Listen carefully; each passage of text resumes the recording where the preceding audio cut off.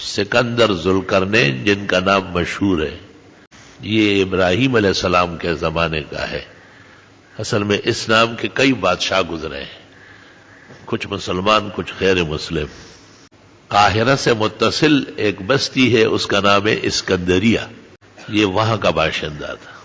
ملکت دنیا اربعۃ، ابن کثیر نے اپنی تفسیر الم تر الی الذی حاج ابراہیم فی ربہ کے ذیل میں لکھا ہے، اور کشاف میں بھی ہے کہ ملکت دنیا اربعۃ، 4 آدمیوں نے پوری دنیا پر حکومت کی، اثنان مومنان و اثنان کافران، 2 مسلم تھے سلیمان علیہ السلام اور سکندر ذوالقرنین، اور 2 کافر تھے نمرود اور بخت نصر۔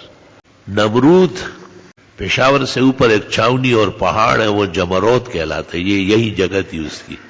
زبانوں کی تبدیلی سے حروف اوپر نیچے ہو جاتے، اور یہاں ایک 2 پہاڑ ہے، 6 میل تک اب بھی راک پڑا ہوا ہے۔ غالب گمانے ہے کہ ابراہیم علیہ السلام کے لیے جو جھولا بنایا تھا آگ میں جھونکنے کے لیے یہی جگہ تھی، اور پوری دنیا میں اس کا نقشہ نہیں ہے۔ سورۃ یوسف میں امام رازی نے تفسیر میں لکھا ہے کہ میں ہندوستان کا سفر کرنے لگا، کیونکہ یہ ابراہیم علیہ السلام کا وطن ہے، یہ سارا ہند تھا نا۔ آگے حضرت نے وضاحت نہیں کی کہ کن کن مقامات کی زیارت فرمائی۔ ہندوستان میں ایک ہندوؤں کی قوم ہے، برہمن کہلاتے ہیں، ان کے ہاں پوجا نہیں ہے، بت نہیں ہے بالکل، اور وہ اپنے آپ کو پکے ابراہیمی کہتے ہیں کہ ہم ابراہیم علیہ السلام کے ماننے والے۔ ذوالقرنین کو کہتے ذوالقرنین اس لیے کہتے کہ 200 سال تک حکومت رہی ہے، اور اس چکر میں تھا کہ نہ مرو تو اچھا ہوگا، بہت لوگ اس ارمان میں ہوتے۔ ابراہیم علیہ السلام کعبہ شریف داخل ہو رہے تھے اور ذوالقرنین وہاں سے نکل رہے تھے، باب کعبہ پر ملاقات الیک سلیک ہو گئی، بغل گیر ہو گئے، معلوم ہوتا ہے ایک دوسرے کو پہچانتے تھے۔ ابراہیم علیہ السلام نے پوچھا کہ کہاں کا ارادہ ہے؟ فرمایا آب حیات کے چشمے کا ٹائم ہو گیا، رخ معلوم نہیں ہے، پوری دنیا کو تلاش کرتا ہوں۔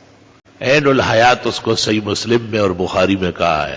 تو حضرت ابراہیم علیہ السلام نے کہا یہ میرا بھانجا ہے بلیا بن ملکہ، اس کو ساتھ رکھو، یہ عجائب و غرائب کا لبریز ہے، قابل آدمی، جو بعد میں خضر کے نام سے مشہور ہوئے، یہ حضرت کا بھانجا ہے۔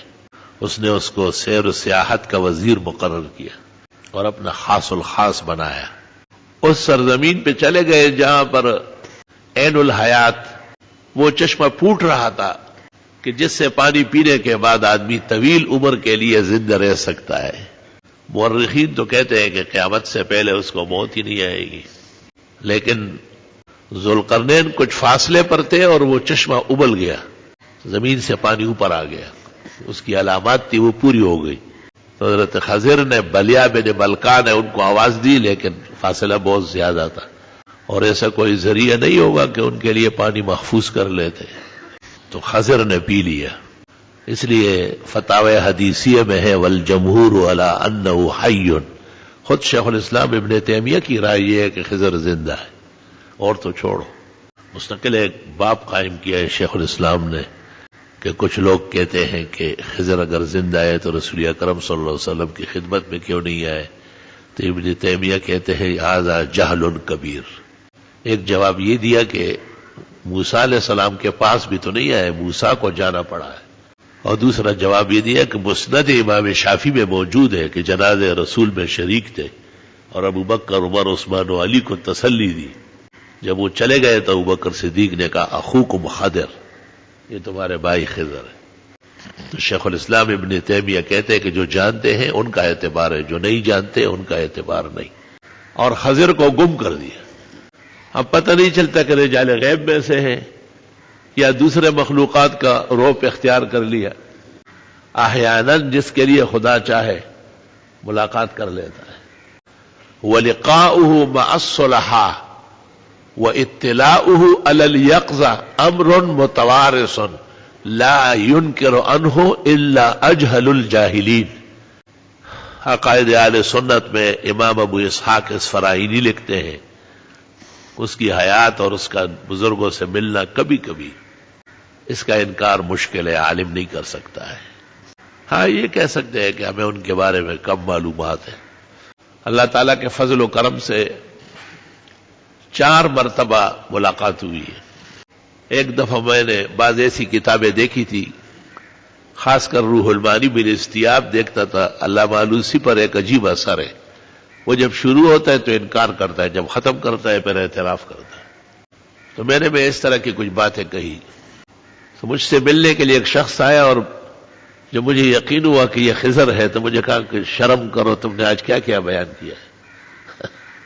میں نے کہا میں رجوع کر لوں گا اگلے جمعے حیات خضر پر کلام کو، بالکل اسی طرح۔ میں نے ان سے وظیفہ مانگا، فرمایا حضرت محمد صلی اللہ علیہ وسلم نے بخاری کتاب الدعوات میں جو وظائف دیے وہ مجھ سے بہت زیادہ ہے۔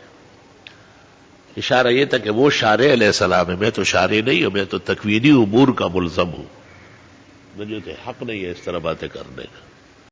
علامہ آلوسی نے یہ تسلیم کیا ہے کہ وہ نبی ہے لیکن ان کی امت نہیں ہے، اور وہ تبلیغ کے پابند نہیں ہے، وہ عجائب و غرائب کے اظہار کے مکلف ہے۔ حضرت موسیٰ جو ساتھ گئے تھے یہی ہوا نا، کبھی کشتی توڑ رہا ہے اور کئی لوگوں کی دیواریں کڑی کر رہے ہیں جو ایسے بے مروت تھے کہ مہمان کا مہمانی بھی نہیں جانتے تھے۔ حضرت موسیٰ نے کہا کوئی ڈھنگ کا کام تو کرو، حضرت نے کہا آذا فراق و بینی ہو، بس اب نکلنا ہوگا۔